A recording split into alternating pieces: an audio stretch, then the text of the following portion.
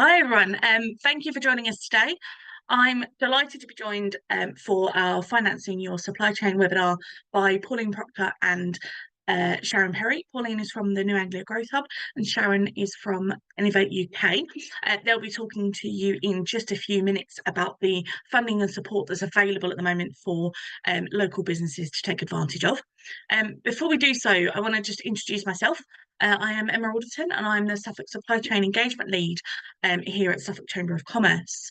Just want to give you a bit of a background about the Suffolk Supply Chain, how it came about and what it means for local businesses. So the Suffolk Supply Chain is a partnership between Suffolk Chamber and Suffolk County Council.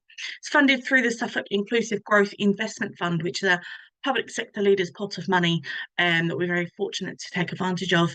And it's really supporting the aspirations of that kind of circular economy and inclusive growth within Suffolk. Effectively, what that means is we want to make sure that every pound that is spent on the developments that are going on within Suffolk is kept as local as it possibly can and spent on local businesses. So the reasons why really it is to improve that supply chain experience. We know that supply chains traditionally, particularly when it comes to public sector supply chains, have been a bit arduous. There's a lot of red tape around it. So what we're doing is working with those developers to break down barriers and make sure that supply chains are as easy to infiltrate, as it were, as possibly. We're supporting that sustainable growth. You know, we saw a lot of businesses through COVID we lost, unfortunately. So we want to make sure that coming out of that, our businesses are really growing us in a sustainable way and sticking around for as long as they possibly can. And as I say, encouraging that Suffolk first supply chain approach. It's making sure that Suffolk businesses are being put first when it comes to local developments and infrastructure.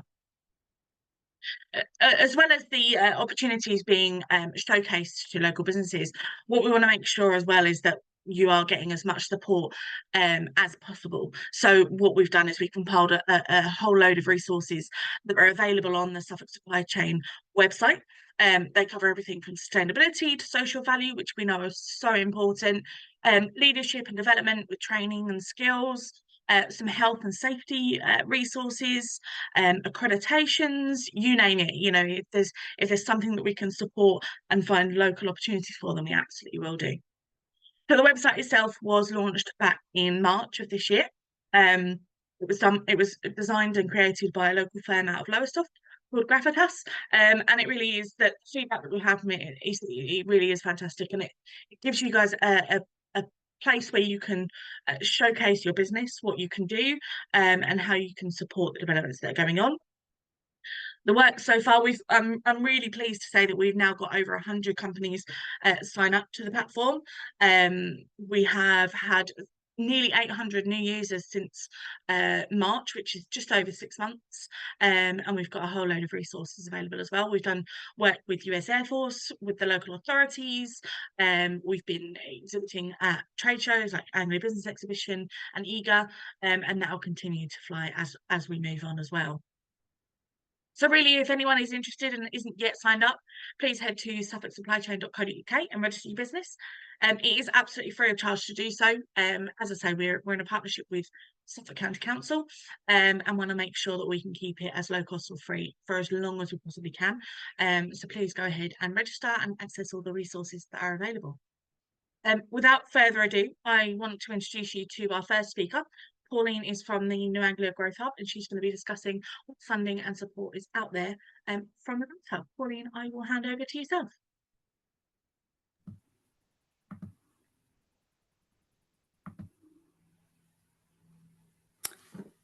Hello everyone. As Emma's kindly introduced me, my name is Pauline Prockter.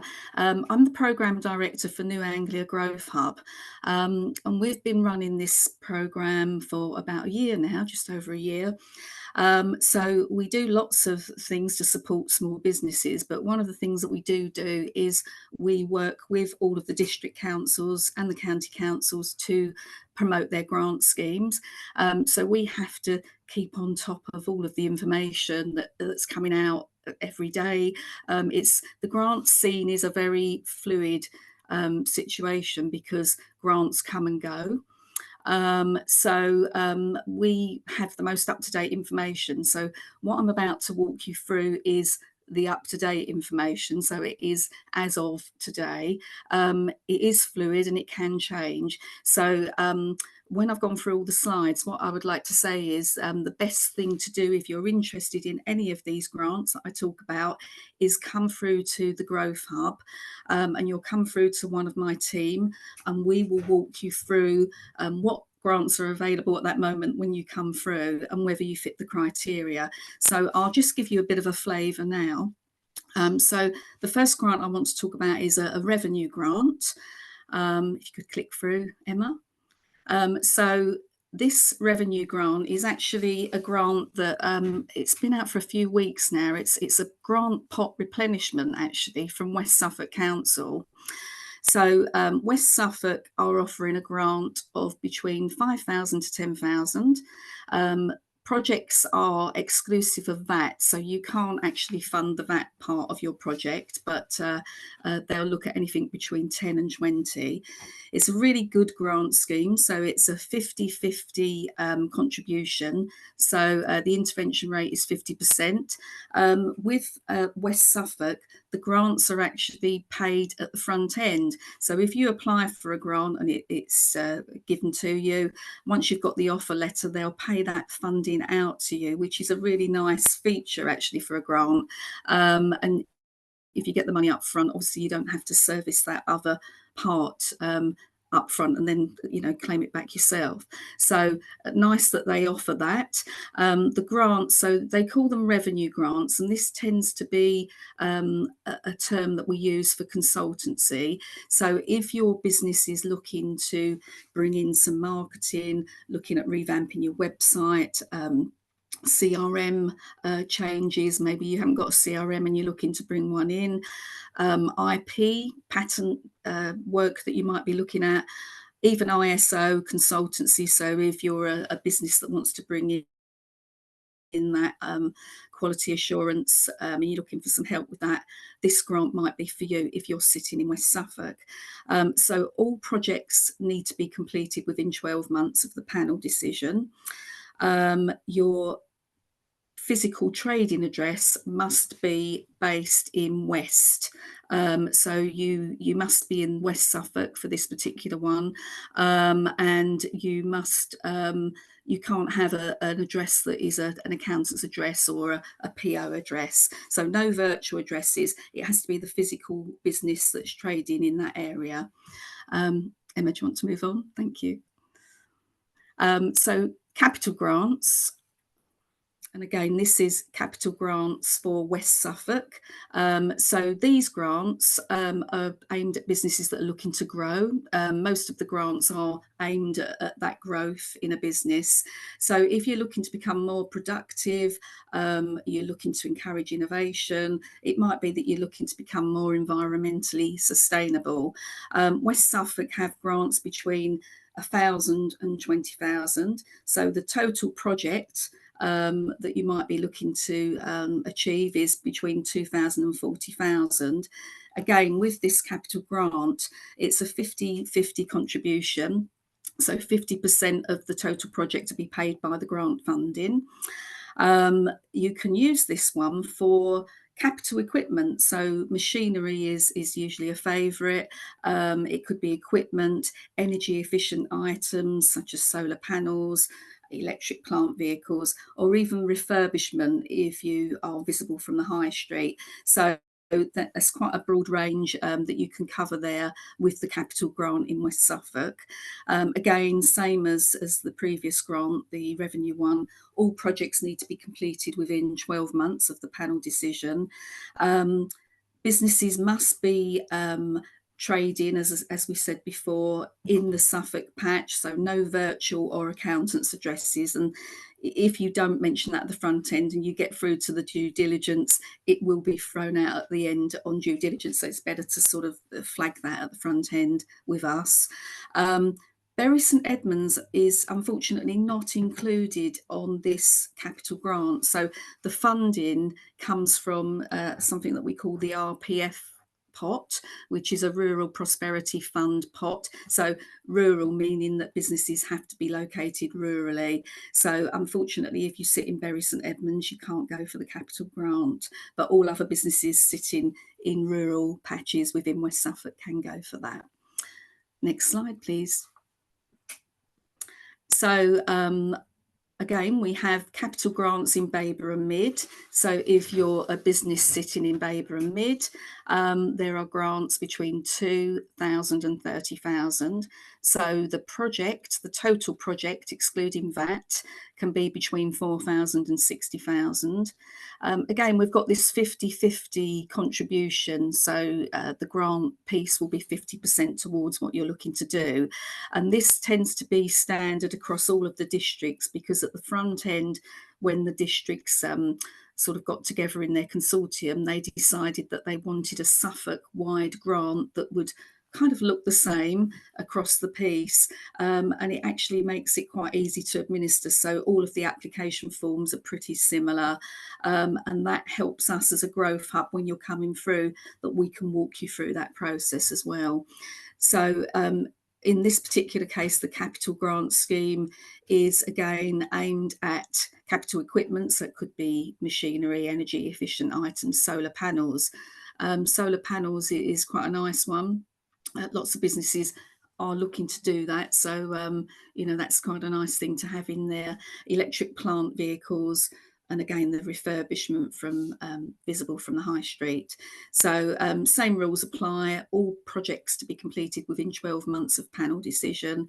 And again, the same rule in Baber and Mid of no virtual addresses or accountant addresses. You have to have a physical presence with the business in Baber or Mid to actually apply for that. Next slide, please, Emma. So then we move on from the district grants. So there will, you would have noted there's probably a few omissions there, and it's either that the other district councils have used their pot of funding and that pot has run out. I will pick one up at the end for East Suffolk for you, but moving on to I suppose the grants that are available to everyone across Suffolk, and these are grants that are being administered through Suffolk County Council. So we have something called the GTI grants, and that's Growth Through Innovation. This is available to all businesses across Suffolk, and we have here grants of between 2,500 to 25,000. So the total project, excluding VAT, can be between 5,600 and 56,000. The contribution that's made by Suffolk County Council on this can vary between the size of the business and the project. So I've got here 45 to 55% contribution. Grant is paid in arrears for this one, so it means that you'd have to pay out for the project up front and then you claim the money back from Suffolk County Council. And the areas that you can use the grant for can be anything from consultancy to prototyping, R&D, that kind of thing. The application process here would be that we make a referral into Suffolk County Council and they will guide you through the process. So there's lots of things that you have to supply, but you've got a dedicated guy that works purely on this GTI fund, and he'll walk you through the process and keep liaising with you to supply information on that one.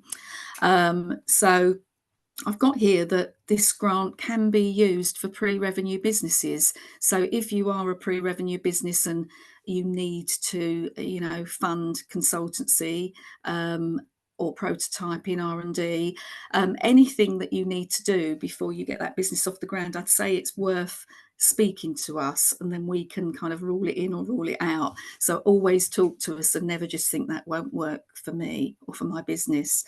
The same rules apply with the physical trading address. You have to be in Suffolk, so we can't have an accountant's address or a virtual address or a PO address. And this particular fund ends on the 27th of September, so we haven't got a lot of time left to get applications through. And this is because they want to, get everyone through really by the end of like our kind of financial period, which would be next year. So it would take quite a long time to push you through on that one. So they've put an end date on as the 27th of September. Next slide, please, Emma. And then we've got an energy efficient grant, which again is through Suffolk County Council. We call it buttons, but it actually means business transition to net zero. And this grant is between £25,000 to £100,000. The project is ex VAT, so the minimum is 125,000. This is the project value. We could be looking at contributions between 20 and 80%. And grants are paid in arrears after the work is completed. So the grant can be used for reduction of carbon footprint, and they're looking for you to increase productivity as well on that one. So it can be used for capital developments. You would need, if you applied for this, we'd need to get you a decarbonisation plan, but that's actually worked through with Suffolk County Council. They've got a supplier that would do that for you. So that in itself could be quite useful. You need to be trading for at least 2 years to apply for this one. And each application is looking at a project and its impact. So again, the same rules apply, need to have a physical address. Just to give you a little bit more meat on the bones with that one, we are currently looking at a business that's probably looking to replace refrigeration, which will help towards their carbon footprint. So we're looking at passing that one through Suffolk County Council. So if you think that you have a project, not sure that it fits the bill, always talk to us, because even if we think it might be something that's on the cusp, we'll speak to Suffolk County Council and just get that confirmed, and then we can, if we can get you through, we'll get you through on that one. Next slide, please. So we got social enterprise grants. Don't know if we have any social enterprises on today, but Baber and Mid have launched a grant scheme, which is grants between 1,000 and 5,000. It's up to 100% funding. So grants can be used for revenue costs, consultancy fees, project management fees, specialist support, skills development, mentoring. That's quite a broad range of things that it will cover. Again, the usual applies. Physical trading address based in Baber and Mid. No virtuals or accountants, and this one ends, so they've got an end date of the 31st of Jan 2025. So again, if you're a social enterprise and you think this might work for you, get in touch with us and we'll give you a slide at the end with the contact details. Next slide, please.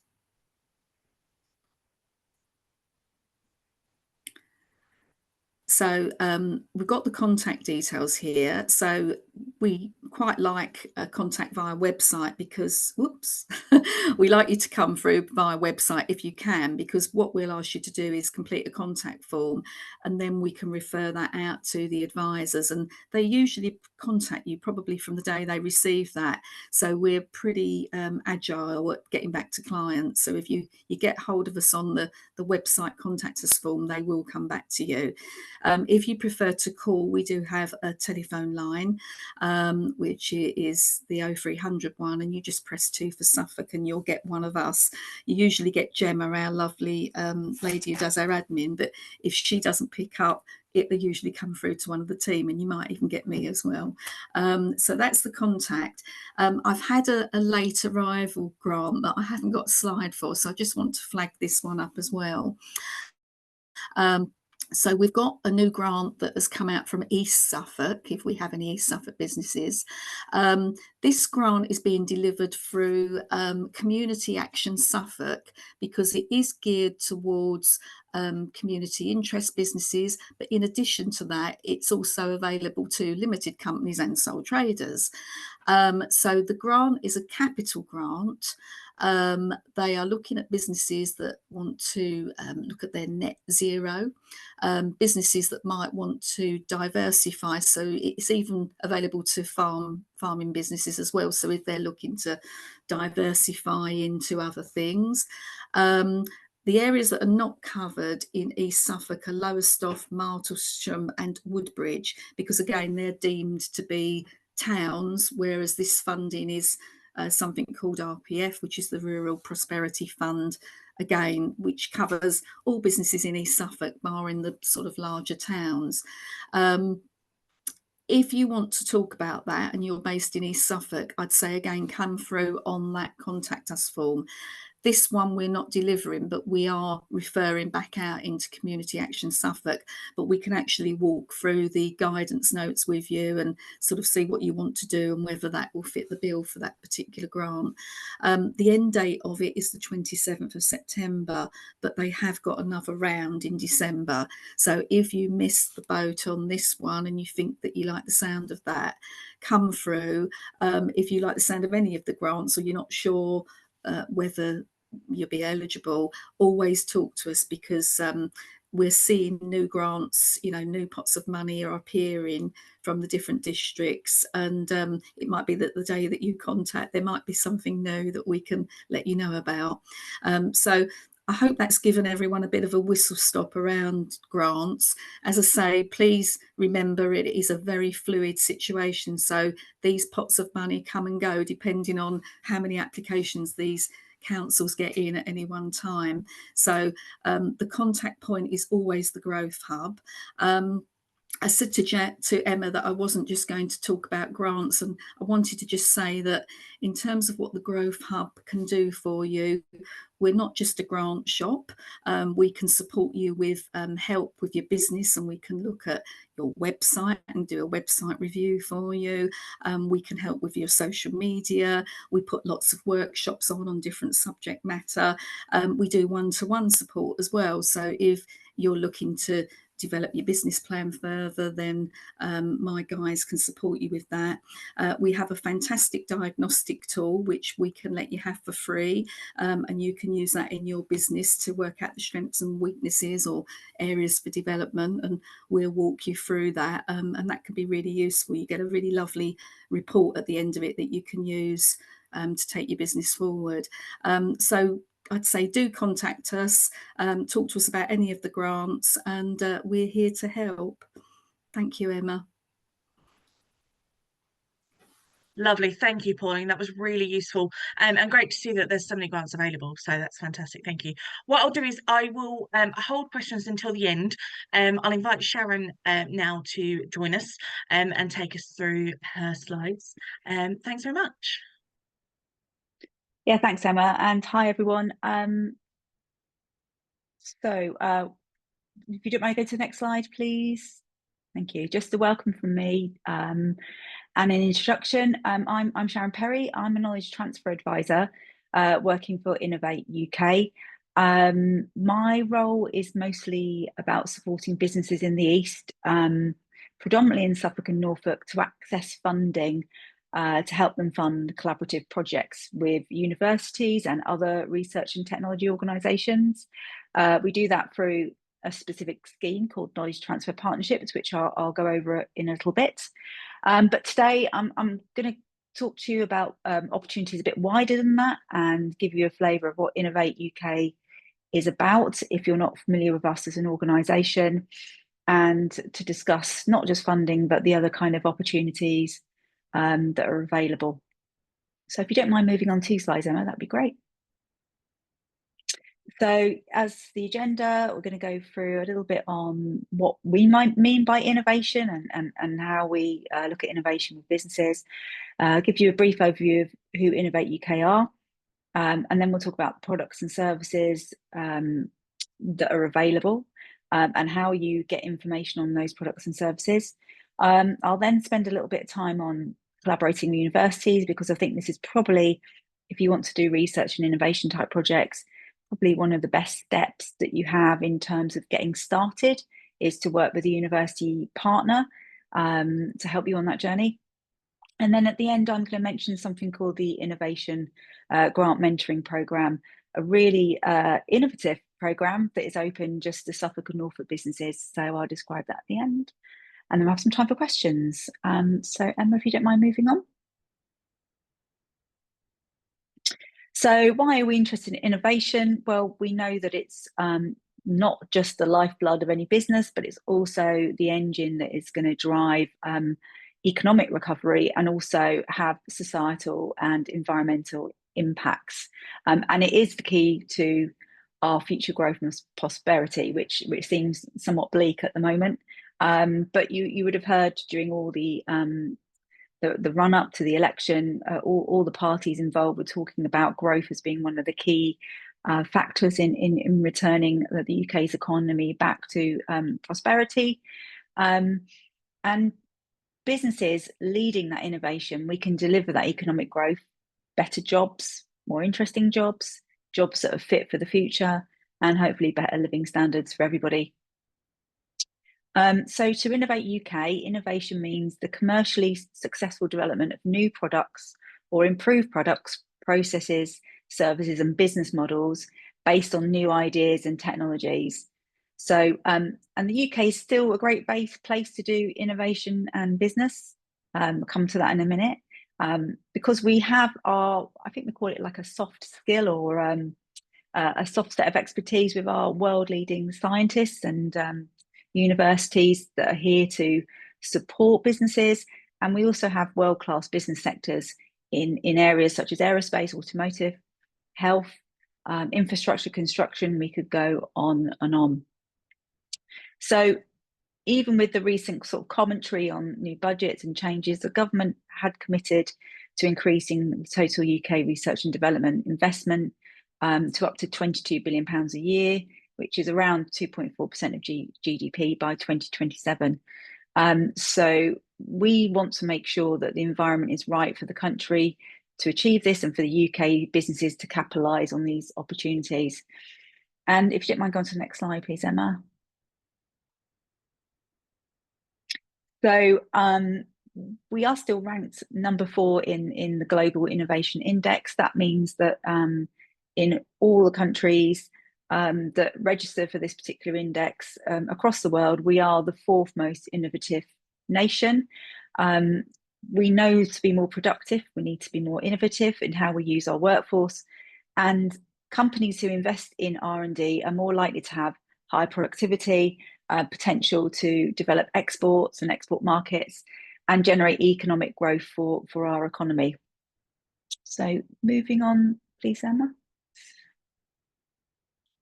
And coming back to that question of what is innovation and what kind of things will we fund? Well, it means different things to different organisations. And as I said earlier, it's that systematic practice of developing and marketing breakthrough products and services for the adoption of new and existing customers. So for some companies, we could be looking at funding solutions that can have impacts beyond their own organisation, really disruptive innovation, something very, very novel. But for the majority of businesses that I work with, we are looking at more sustainable innovation.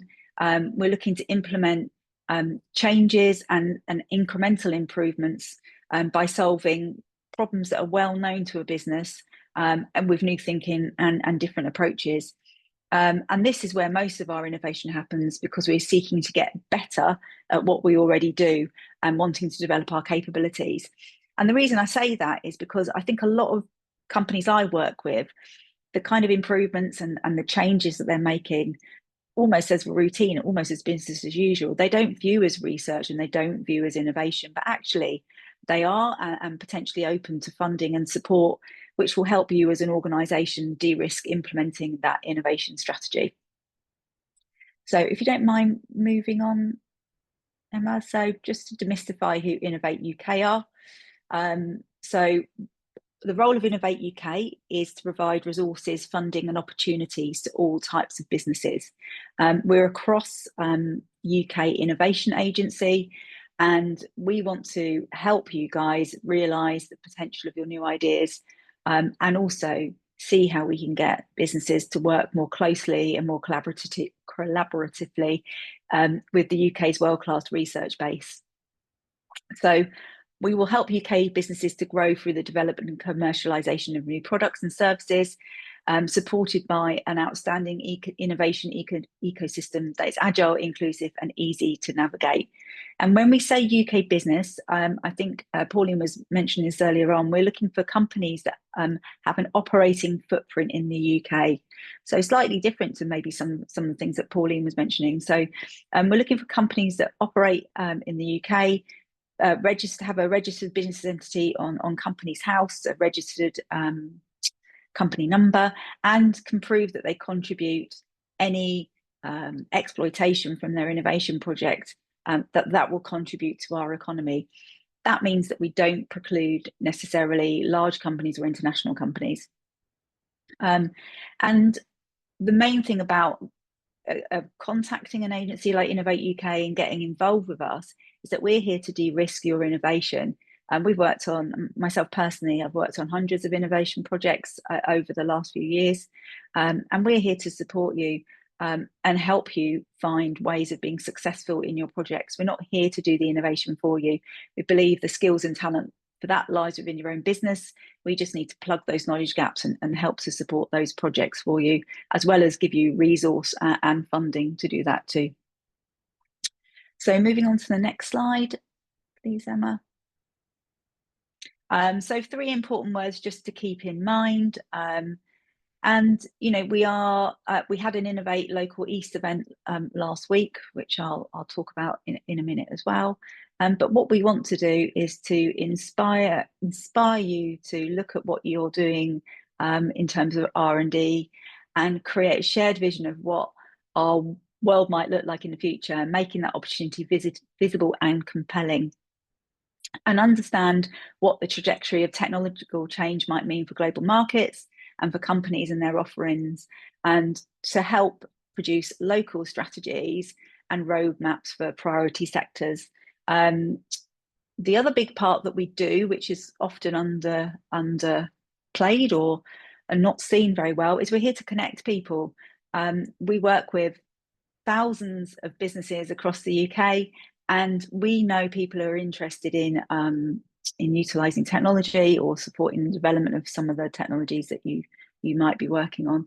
So it's not just about funding. We provide network opportunities. We provide the opportunities to take part in all sorts of challenges with large organisations. And this gives you the opportunity for some of our smaller companies and SMEs, for example, to really showcase what they can do and find a way into that larger company. And again, I'll talk about the organisation that does that in a bit more detail in a minute. And finally, the other thing we do is obviously invest and give or support you with the resources that you need, including our own, to help you with your projects. The other thing that you might not be aware of is that we work with the British Business Bank to do innovation loans too. So it's not just about grants. There's opportunity to get investment in other ways and not just apply for grant funding. Next slide, please, Emma. And this is just to show you we are a UK-wide innovation agency, but we are made up of several different areas. So Innovate UK is our parent, if you like, but we also support the work done by Innovate UK Edge, now called Innovate Business Connect, Business Growth, and Innovate UK KTN, now called Innovate UK Business Connect. We also support the catapults. So these are specialist research and technology organisations that are themed. In the East, we have a catapult that is supporting innovation in offshore renewables, which suits the East Coast of England very well. And we also support agri-tech centres in the East as well, as this is more of a local initiative and one that suits this region in particular. And if you don't mind moving on to the next slide, please. So how are we funded? So Innovate UK is funded by the government via UKRI. So we are one of 9 councils who support research and innovation throughout the UK, but our remit is specifically to fund business-led innovation. We don't do what the other research councils do, which is fund that really early stage research. we're looking to fund research that is going to be impactful for businesses and organisations through the UK. Moving on, please, Emma. And as mentioned earlier, the other key focus that we're working on at the moment is to make sure that we are place-based. Place is probably a word that you've maybe heard talked about in the sort of political arena, but what we mean by that is looking at what a region needs and developing strategies based on what that particular region needs. Even within the east of England, those needs can be very diverse. We've obviously got you'll see from the figures I'm going to present in a moment, but we've got the powerhouse that is Cambridge and Cambridgeshire in our area as well. And often what we're seeing is that a lot of our funding is being won by organisations and universities in that area. We really want to see those funds dispersed more widely through the east and within Norfolk and Suffolk. And because of that, we've developed a strategy specifically for Norfolk and Suffolk, working with our partners in Connected Innovation and with the councils through Connected Innovation as well, to really look at what the businesses are interested in doing in this area, and to try and put together funds and grants that really suit what businesses need. So just moving on to the last slide about us. So yeah, this might surprise you. Since 2007, which is when Innovate UK was established, I think before we were called something like the Technology Strategy Board, there's been an awful lot of investment in the East and support to the East of England. As I said, we are now looking to really grow that away from the home counties, so away from the Bedfordshires and the Hertfordshires and Cambridgeshires that are involved in our region as well, and look to see what we can offer to Norfolk and Suffolk.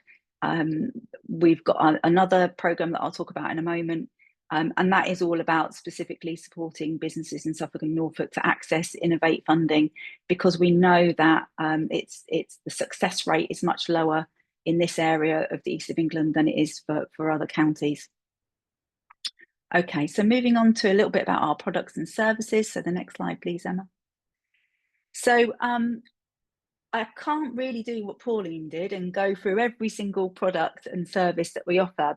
But what I wanted to do is just to sort of go through the offering as a whole, and to talk about what we can do for businesses. So yes, we provide funding and finance, and you may have heard of some of these opportunities, things like smart grants, which are very popular, things like the Women in Innovation Awards, New Innovators.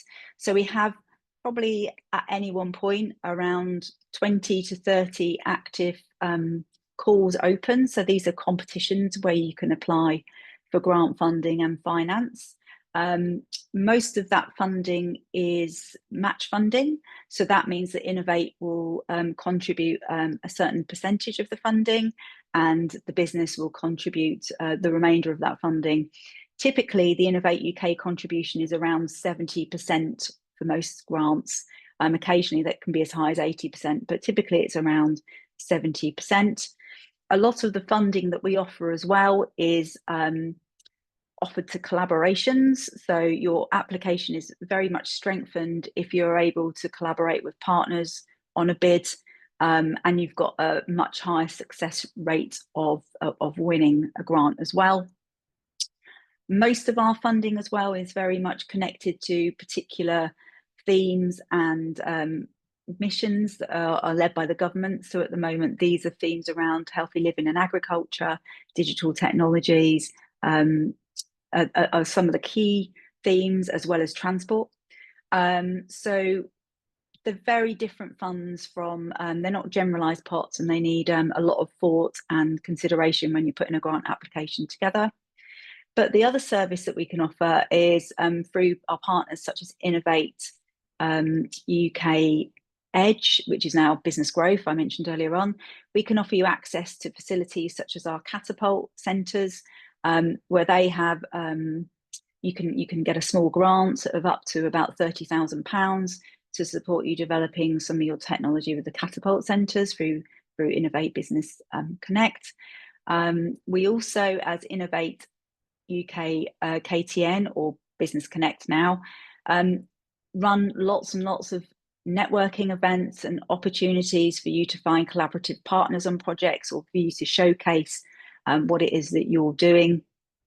And you know, I offer you the opportunity to explore our UK Business Connect website, where you'll find all the events and opportunities that we're currently supporting, and that will have all the details of the funds, what's available, and also contact details of who you can contact for support on applying for a particular fund as well. Okay, so moving on from there, on to the next slide, please. So the main thing I wanted to just sort of drive home today for you guys as a more local opportunity is the opportunity to collaborate with our local universities. So this is what my main job is to help businesses who've got a knowledge gap, who can have that knowledge gap filled by some kind of interaction with an academic team from a local university or across the UK, depending on what the particular challenge is. And there are various ways of funding those engagements. But for me, having worked in innovation for such a long time now, this is a really good stepping stone for gaining support, de-risking your innovation, and getting on the road, sort of developing new products and services in a company. So next slide, please, Emma. So if you can just click through. Okay, thank you. So if you, how do you get involved with a local research organisation? Well, most of our local universities, such as University of Suffolk, University of East Anglia, University of Essex, already have often free opportunities for businesses to actually engage with them and to start that journey of working with an academic team. So many of them offer innovation vouchers. I know, for example, the University of Essex is offering up to about 20 hours of academic time for businesses that are located in mid-Suffolk and Bayborough at the moment. That's an ongoing scheme that they have. UEA offer a similar opportunity as well. It's not geographically restricted, but if you wanted to work with one of their academics on a particular problem, there is an opportunity for some free funds there as well. The other thing you may not have considered is student projects. So many of our local universities run some very good courses around sort of master's kind of level qualifications.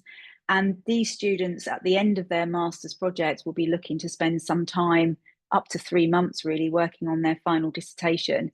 And it's a real, again, another good opportunity for a business to get in some good talents and skills into their organisation for free, to look at a problem and to try and come up with a plan or a project to help them solve that particular issue that they have in their business.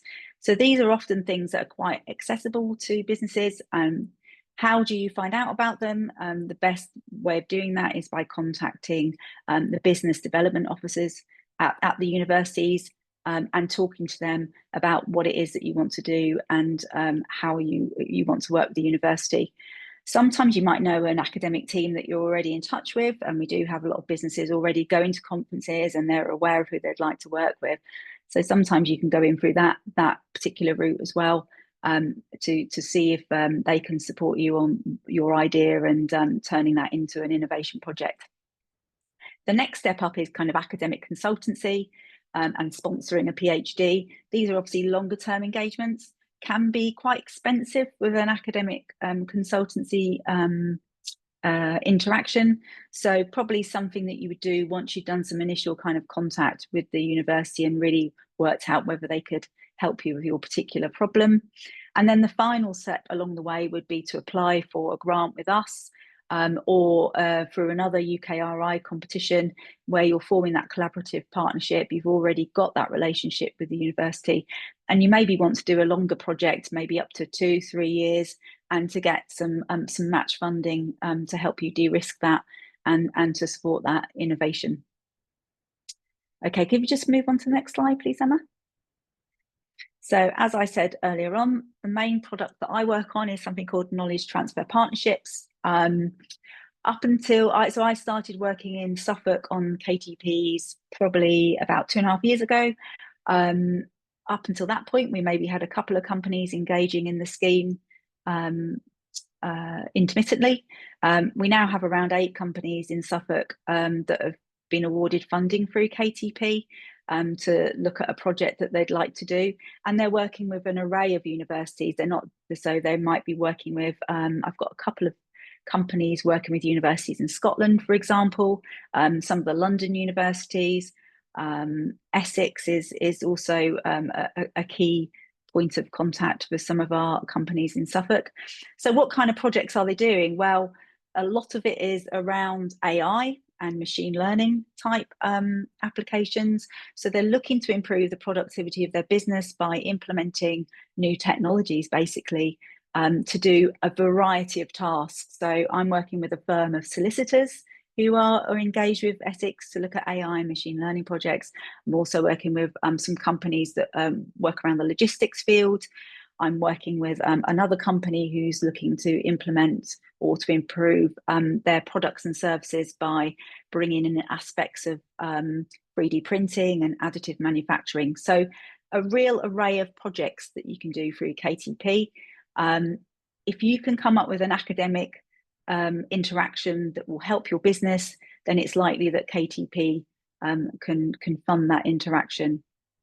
So, as I said earlier on, all these projects to be funded by KTP need to be strategic to your business and to have some kind of impact on your organisation. This isn't a consultancy engagement. It's very much about developing new knowledge that you can embed into your organisation to help you grow and innovate. You've got an array of universities that you can work with. We've got 100 registered universities and research technology organisations on our database currently that are qualified to apply for KTP. And what we find is that companies engaging on a knowledge transfer partnership, they see all sorts of really good benefits at the up to 5 years post the end of the project. Obviously, they're going to hopefully develop a new product and service that's going to give them the opportunity to either expand their market offering or to enter into new markets. Typically, companies will create new jobs because you're bringing in new technology that often needs new roles. But most importantly, they're going to increase their profit and turnover. And we see significant increases on average. I think the profit for the 5 years post KTP per year pre-tax is around about £600,000 typically on any project. The knowledge transfer partnership format is all about bringing that academic team and the company together to work on a project and decide what that project is. And what we do with the project funding is we employ somebody to come into that partnership, the third partner, who we term the associate, to work on that project. So you've got resource that is just there within your organisation to deliver and complete that project. And the funding itself, if you don't mind moving on, Emma. The funding itself, it's a grant contribution by Innovate UK, and how much funding you get depends on the size and the nature of your organisation. So if you're a small to medium sized organisation, then Innovate UK will fund 67% of the project costs. We have opened up this scheme to third sector voluntary organisations as well. This is a growing area for us. So working on all sorts of really interesting products around business models for charities, for example, or looking at how their work that they're doing can be impactful to other organisations in society. And we will fund charities up to 75% of the project costs. So in pounds and pence, our average project costs at the moment are around about £100,000 per year. So that would be a contribution by the business of around £33,000 if you're an SME, and £25,000 if you're a charity. And what you get for that money is a fully employed resource, generally with master's level education, maybe PhD level, depending on what the project is. So that resource is funded by those project costs. plus you get all the interaction and support from the academic teams, plus the use of university facilities, and the support of one of us, a knowledge transfer advisor, to guide you through the project and to make sure that you meet your objectives. As I said earlier, though, this is very much a scheme I'd like you to make you aware of. It might not be your starting point for interactions with universities, but I would strongly recommend that you start those. If you think there's something that a university could help you with in your business to help you grow and develop, then I would strongly encourage you to open those conversations with the universities to see if you can take that forward. If you are based in Suffolk, which I presume most of you are, and you don't know where to start, then please contact me and I'll be very happy to make some introductions, and to also give you some idea of maybe which universities or research and technology organisations might be able to help with your particular problem. Okay, so just moving on for me, Emma. And the final thing that I just wanted to bring to your attention is this brilliant project called the Innovation Grant Mentoring Project, which is funded partly by, well, jointly by Norfolk and Suffolk County Councils. We started this about a year before COVID. We got some funds to do it, and it's staggered.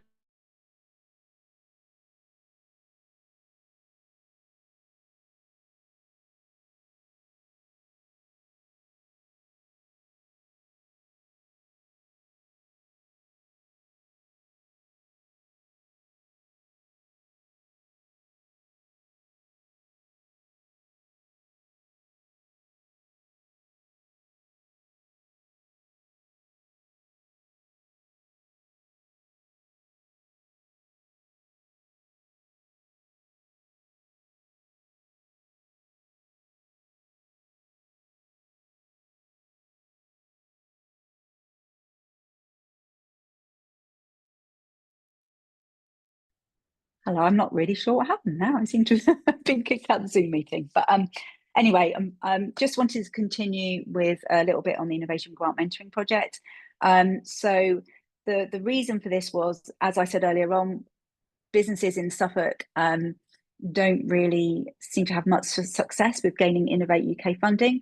So we thought, what can we do about this locally? And one of the ideas was to bring together a panel of experts from Innovate UK, the councils, the universities, and to give businesses the opportunity to fill out a small application, telling us what funds they're interested in, telling us what they'd like to apply for, and to provide them with up to 40 hours of fully funded assistance to make that application. And that can range from, early stage concept development, making sure that your idea is fully developed and looking for ways to bolster up your application, all the way through to supporting you with bid writing. And I cannot emphasize how important that skill is if you're going to look at using grant funding in the future. So you can benefit from some expertise and some support. We've had some great success rates now through the Innovation Grant Mentoring Project, and some companies winning some really big amounts of fund.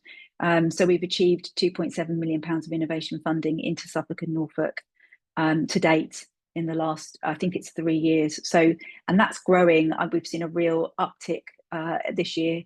And we're very excited. I'm very excited about this project. I'd like to see more Suffolk businesses accessing the service as well, to make sure we make the most of it. But so do consider that if you are, again, you're not sure where to start, that might be a good site to look at and to get some ideas, and to get your idea in front of a really experienced panel of experts who can help you to go in the right direction, and not just apply for funding, but also to stop you wasting your time if you're applying into the wrong fund, which is something that I often hear, is people kind of don't really understand the scope and the criteria around funds, and get rejected, and it's quite demoralising. So moving on, Emma, if that's okay. So just a thank you from me. I understand that was quite a whistle-stop tour and slightly different from Pauline's very detailed information about grants available in Suffolk. But if, as I said earlier on, if you're interested in any support from Innovate UK, please feel free to contact me. And I think my contact details will be circulated as well. Thank you, Sharon. That was really useful. Apologies, we lost you there for a minute, but yes, thank you so much for all the detail. What I'll ask is for both Sharon and Pauline to turn their cameras back on and their microphones back on, so that we can answer any questions. If anyone has got any questions, please feel free to pop them in the chat, and I will try and spot them as soon as I can. I have a couple of questions if I can, just because I was making some notes on both of your presentations, and feel free to come in as and when needed. Sharon, if I can just start with you first, can you kind of explain to us whether kind of really how to start the process, what process businesses would go through to work with yourselves? Would you advise that they come direct to yourself and Innovate UK in the first instance, or would it be best to go in via the universities or the colleges? Yeah, so if you want to, well, it's up to you really. I'm always happy to make introductions to specific universities. If you don't know who to contact within the university, I would say probably your best port of call is to find the business development teams of the local universities and to contact them and discuss your ideas with them. Mainly because they've got such a vast array of ways they can help and interact. They're a really good place to start. I can supply you with some web links actually to the different universities if you'd like to circulate them for some of our local ones. Excellent. Yeah, I absolutely feel free to send them over, and I will share both Pauline's and Sharon's contact details after the webinar as well. Pauline, if I can come back to you based on your presentation, please.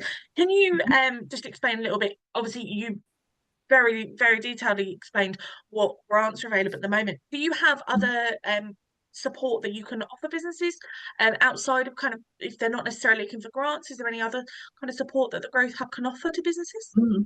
Absolutely. So I kind of honed in on grants today because that was the theme. But really, the Growth Hub is a place for all SMEs to use.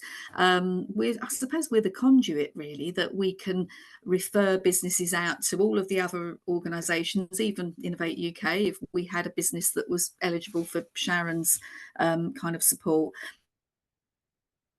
But what we do is we have advisors that can work on generalist business issues. So, for example, if a business was struggling, they needed to improve their penetration into a particular market, we can do things like, let's have a look at your website, let's review that, and we can give you a really nice detailed overview of perhaps some small tweaks that you might be able to make. It might be social media activity where you're not quite hitting the spot, and we can give you some ideas of what you can do there, maybe looking at Google and your presence there. We also look at business planning. I think I mentioned in the presentation, we've got this thing called the Growth Maturity Index, which we tend to use with businesses that have got maybe 4 or 5 employees plus. And what this is a questionnaire where the business can go through. It takes about 15 minutes and it throws out a really lovely report at the end of it, and gives you some ideas of perhaps where you're hitting the spot in your business, but on other areas you might be lacking, where it's benchmarked you. So you can use that report, and the advisor will use the report to go through with a business and pick up on where the business feels they want to work. So if it's a need to redevelop that business plan, we'll work with them on that. If it's something that we can't do within the Growth Hub, we'll refer them out. So we try to work with providers as well and consultants. So we might say to a business, this is the area you need to focus on, but you might need to look outside of the Growth Hub for that.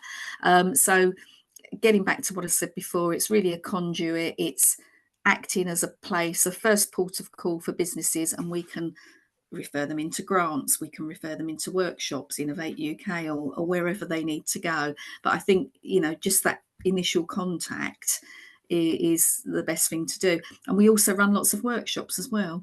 And we do one workshop particularly on grant funding. So we will walk a client through a grant application process for some of those grants I mentioned before and show them what good looks like, because as Sharon said, quite often businesses can fall down with the projects, if they're not, you know, kind of demonstrating in an application what the project really means and, you know, how that's going to work in the business. So we'll help them with that. I hope that was a bit of a long-winded answer, really. Excellent. Yeah, no, absolutely. Brilliant. Thanks, Pauline. Just taking us on that eligibility front, couple of questions. One, what eligibility do businesses need in order to take up the Growth Hub's services? Stop there and let you ask that. We will work with anyone as long as they're an SME. And in fact, I wouldn't turn away larger businesses because we have had a few come through, but it's just a question of having that chat and we might need to refer them out to the right support. But we tend to work with businesses that we say usually have been trading for about 12 months because we tend to work with those established businesses. But having said that, some of the grants that come out of the district councils have been available to businesses that have been trading for 6 months or more. So it really depends on the business. And if they're growing quickly, some of the grant funding will be available to them because, you know, district councils want, and Suffolk County Council want to help businesses, you know, and if you've got one that's growing quickly, they'll want to try and support it. So I would say in the main, 12 months old plus, but we would look at smaller businesses or you know, businesses maybe that's 6 months old if they want to come in. Brilliant. So really it's a case of get in touch and then kind of take it from there. Excellent. Thank you. Absolutely. Yeah. My second question around eligibility, hopefully is one you can answer. If not, happy to take it. It's around the eligibility for grants. Appreciate the fact that there are certain criteria in terms of specifically the grants that you mentioned today. If businesses aren't eligible or don't meet the requirements for those grants, are you in that kind of signposting effort and that conduit effort? Are you able to signpost elsewhere to perhaps grants or financing that might be available? Yeah, so we would look at everything that we know about in Suffolk. So it's our job as a Growth Hub to know what's out there. So obviously if they're district council or Suffolk County Council grants, we get told about them. Quite often, you know, there are things that we don't get told about, but it's our job to have a look for the client, and there might be other things out there that we think might fit the bill.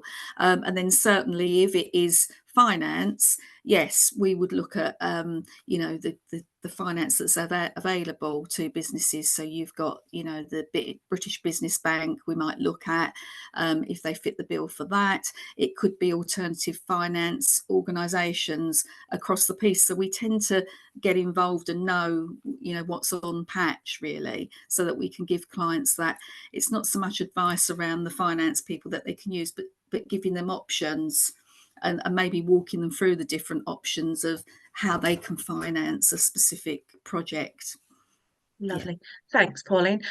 Sharon, I'll come back to you with regards to the eligibility question as well that I asked Pauline around the kind of size of businesses or the eligibility of businesses to work with Innovate UK. Do you have specific requirements that you need from businesses? Yeah, most of our grants and our funds will have different eligibility requirements. I would say predominantly we work with SMEs. Just recently we've launched our startup ecosystem funding strategy. So where we're looking to fund startups as well, a little bit more proactively. We have investor partnerships, which is also a way of a newer company seeking that, like pre-seed investment to get them moving forward. So I would say predominantly our work has been around SMEs and larger organisations doing kind of disruptive innovation, but we're definitely growing more products around that startup area too. That's brilliant. That's great to know, because I think that kind of startup support is sometimes a bit more difficult to find. So it's great to know that you're able to help with that as well. Pauline, just coming back to you quickly, because I know that the Growth Hub have sort of different pockets of support in terms of high growth. Can you kind of give us a little bit of information around that and the different options that people might have if actually they're experiencing that? Absolutely. So we work with businesses that are looking to grow quickly, and what we have tended to do is put on workshops for those businesses, but we have people that lead those workshops that are, I suppose, in that area of you know, having worked with growing businesses that are looking to scale quickly. So we're looking at kind of businesses that are looking to scale. You know, typically the definition of a scale up, a high growth business is, you know, 20% kind of increase year on year, doubling their size maybe in 3 years. So we tend to go after those businesses and target them, but we work with all different size businesses. So we have different workshops depending on whether you're a 2-man band up to, you know, you might be a 40 employee business looking to scale. So we offer that service to everyone. So we run workshops that are usually over a 3-week period. As I say, they're led by somebody that is in that area. And working with Scale Up. We tend to, I think they probably go through about 12 hours of support on that, but they get access to someone who is there for them and then can, you know, give them the advice that they need. But they also get all the peer group support. So within those kind of small cohorts of businesses, you'll have lots of businesses that have been there and done that particular thing that might help another business. So it's that peer-to-peer stuff, as well as it's led by somebody who's supporting and understands Scale Up. So we tend to offer that, and what we tend to do is, if we get the businesses coming through, we tend to put them with businesses of their own size. So, you know, we wouldn't necessarily put a 100-man business with a, you know, a 2-man because it just probably would work. So we have cohorts going through, but we've had some fantastic feedback on the Scale Up, and you know, you can be scaling at any size really, and sometimes it's quite difficult to know what the next steps are when you're moving quickly and your business is, you know, gaining momentum and gaining customers, and you've got to increase everything, you know, your operations and the way that you deliver and your marketing and all of that stuff, and employ more people. So yeah, that's definitely a service we offer. And again, people can apply for that. They can come in and register, and we'll get them on the next available sort of cohort. Brilliant, thank you. I know certainly from the businesses that I speak to, I think particularly those of a kind of managing director level find that peer-to-peer support really sometimes really quite difficult to access, but really essential for what they're kind of going through. So it's great to know that kind of service is out there. Thank you. We'll kind of finish up there with questions. Thank you so much again, Pauline and Sharon. I really appreciate your time today, and I'm sure our audience does as well. And it's great to hear that there's so much support and funding out there for businesses. I will share both of your slides if you're happy for me to do so. Appreciating the fact that grants, especially nowadays, are changing all the time. So I will also share contact details so that any businesses that want to can reach out to both Sharon and Pauline for the kind of latest information. Just before I let the audience go, I wanted to mention our next event that we are hosting as Suffolk Supply Chain. It's in partnership with Suffolk County Council, and it's around retrofitting. So the County Council have got just over £3.2 million that they're about to launch through funding and loans to homeowners, residents and businesses that are looking to undertake retrofitting activities. They want to make sure that their supply chain is up to scratch in order to fulfill all of those contracts. So we're actually bringing the supply chain together in person to hear about that, but also hear a little bit about kind of the innovation and collaboration that businesses can do around those activities as well. So the next event is being hosted on the 7th of November. It's at Eastern Grange in Woodbridge, beautiful venue. So if anyone wants to register onto that, I will also include details of that within our thank you email that goes out this afternoon. So keep an eye out for that one. Thank you again, Sharon and Pauline. It's been an absolute pleasure, and hopefully that's been really useful for our audience. I will let you go and have a great rest of the day. Thank you.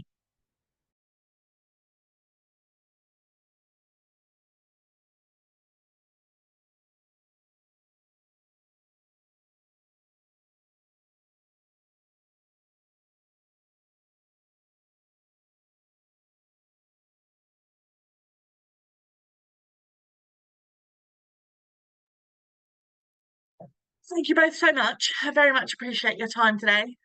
Let me just stop sharing. Lovely. Perfect. Yeah, thank you so much. Really appreciate it. And what I'll do is